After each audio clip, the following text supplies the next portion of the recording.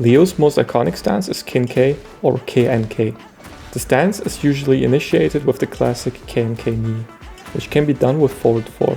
Some strings will also transition into this knee, like backbone 4 for example, and it always has the same properties, which are plus 15 on hit, although nothing's guaranteed, and on block it's plus 9.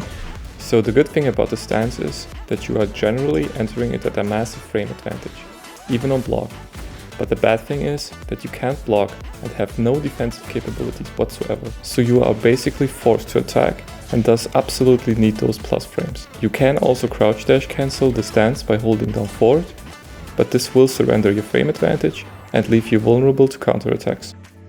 KnK2 is the backbone of your KnK stance. Without this move, you basically could not be using the stance at all. It's your quickest move by far, coming out at 13 frames, and because even on block you're usually plus 9 when entering the stance, KnK2 will beat any type of retaliation, including rage art, including heat engagers, Yoshimitsu's flash, things like that. And when it beats those moves, it's also counter hit launcher. The only issue with this move is that it's a high, so it's kind of like a loaded gun that you're sitting on. It's there and its existence is what makes your opponent afraid to attack, but you're kind of hoping that you don't have to use it because you can just duck it. KnK1-2 is a high mid heat engager string. It's a natural combo for 29 damage and the second hit is safe. But because the first hit is a high, you can still duck and launch before the second hit comes out. If you think your opponent will try to attack, KnK2 will always yield more damage and also beat armored moves because it's faster. And if you think your opponent takes the mix-up, you can only lose doing a high. So it doesn't really have any purpose, it's generally just a better idea to stick to KnK2. The only time it's better to use KnK1-2 is when you counter hit with the KnK knee and KnK1-2 is guaranteed.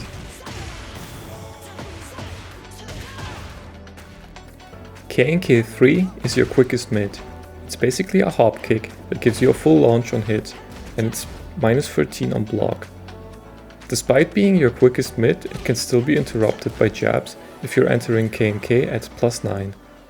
Also, because KnK is so telegraphed and the attack timing is so obvious, you can also just stab KnK3 to the left and launch it. It does actually have an extension with KnK3-4 that will track sidestep left.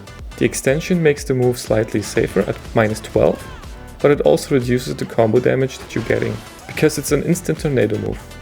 Despite being unsafe and interruptible, it's your only option from KnK that actually beats dick jabs, and it's your go-to mid for mix-ups.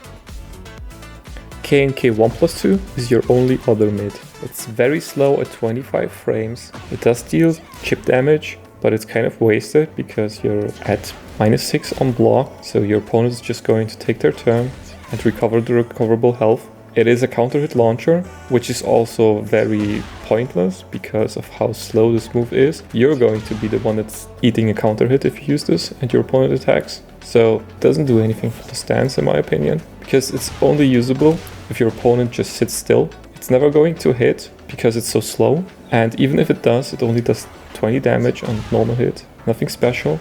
And if your opponent sits still, I think it's always just better to crouch dash cancel and actually do good moves.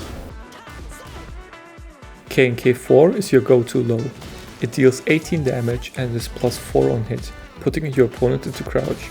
You can transition into crouch dash by holding down forward, making it plus 6 on hit. On block, it's only minus 12, really good. Actually safer than your quickest mid. And at 20 frames, it's just as fast, which makes this optimal for mix-ups with KnK3. On counter hit, it knocks down for a combo if you transition into crouch dash. Without the transition, you can get an easy mini combo doing down for 2. You can technically get a full launch as well by doing instant by rising 3, but it's super difficult. Despite the lower damage, I would not advise doing the crouch dash transition, because that makes the move basically launch punishable, and it shouldn't be counter hitting players that often anyway. KnK3+4 is your high risk sweep that knocks down, guaranteeing an up back 3 for a total of 44 damage. It's on the slower end, but it does high crash, so it will beat jabs, and because its startup animation is similar to KnK1+2, it's even harder to react to. It's quite a scary move if you're willing to take the risk. Overall, I don't think KnK is that great for mix-ups. While the moves may seem favorable for Leo, given how KnK 3 is a full launch on hit and minus 13 on block, and KnK 4 deals 18 damage for a low at only minus 12, those look like good risk versus reward options. But because KnK is so telegraphed and your attack timing is forced, your best punish for KnK 4, for example, isn't to block and do a wide standing 4, it's to low parry. Or even do a delayed hop kick if you're guessing low. And it's the same for KnK 3. You don't have to just take the minus 13 block punish, although I do think that's pretty bad already for your quickest mid. You can sidestep left and launch it if you think they are going mid.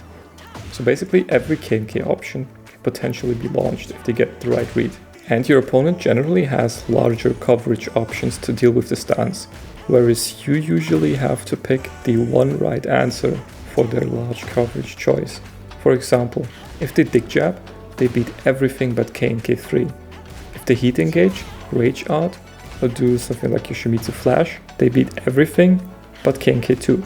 So if you're playing Yoshi, you either flash to beat everything but KnK 2, or duck to beat KnK 2, which would also beat everything except for KnK 3.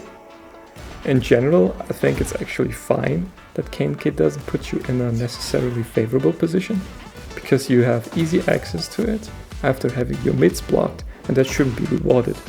And it still lets you play offense, and that's perfectly fine that way. But where I see an issue that arose in this game is when we're being forced into that same stance on hitting our 10 frame punish, which should be rewarding, but it just doesn't feel that way. So I don't think there's an issue with the stance, but with his Tekken 8 10 frame punish. Leo's other stance is called Bokuhu, or short, BOK. BOK is a very evasive stance. It does officially count as a crouching state, which means it evades all highs, and because of how low Leo gets throughout the animation, it can also evade many mids.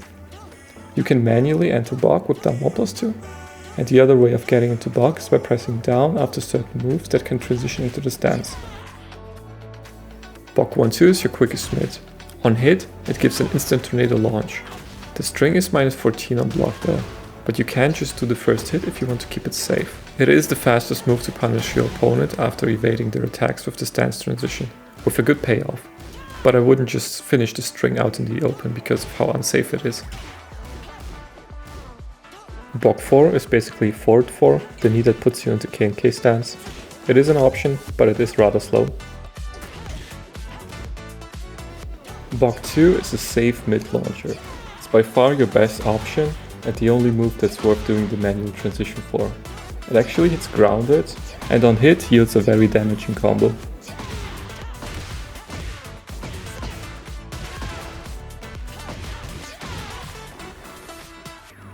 BOK 1+2 is a mid power crush heat engager. On block it's unsafe at minus 12, it does wall splat, and if you're already in heat, it will give you a guaranteed follow-up with sidestep 1+2 or up back 3. In general, I think the only times I would use this move is in combos, or if you have heat and you can heat dash to make this move +5 on block instead of being minus 12, because going to BOK is a risk in itself, and the whole purpose of going to BOK is usually to just dodge attacks, and you don't want to take a risk and then do an unsafe move. If you can just do BOK 2 for example, which is safe, and after dodging something it yields huge damage. I think the whole purpose of going to BOK is to dodge things and then punish, and BOK 1+2 doesn't have good payoff and it's not even safe. Also in many cases you won't even have the frames to activate your power crush properties and you will get just counter hit, which is pretty bad. But mostly it's because it's unsafe and it doesn't yield much, and the power crush property isn't that useful to use it over, say, BOK 2. BOK 3 is a homing jumping high kick that deals 30 damage on hit and knocks down for a guaranteed up back 3 for 50 damage combined. On block it's +5 and deals 9 chip damage. Because all the other options from BOK are mids, there's no good reason to duck, so you usually get away with doing this move. And the 9 chip damage on block is the closest thing to a low that we are getting from the stance. The homing property also keeps your opponent from sidewalking all the other options. Because there are no lows, BOK is not really a mix-up stance. Where it shines is at evading moves. Highs are being evaded consistently, and that's why the manual transition is very useful. At the end of the animation, he gets low enough to the ground to also evade many mids. The stance is great at avoiding attacks and making otherwise unsafe moves safer by posing the threat of crushing the appropriate punishment attempts with the transition and even launching them. If your opponent does not contest your stance transitions, which they should, you can also stay full crouch and apply a mix-up. Although I don't think it's that great because of how committal it is an option. And if you don't want to lose your turn, you can always go for BOK 3 and enjoy the +5 on block. With stances covered, let's talk about Leo's weaknesses and strengths in the next part.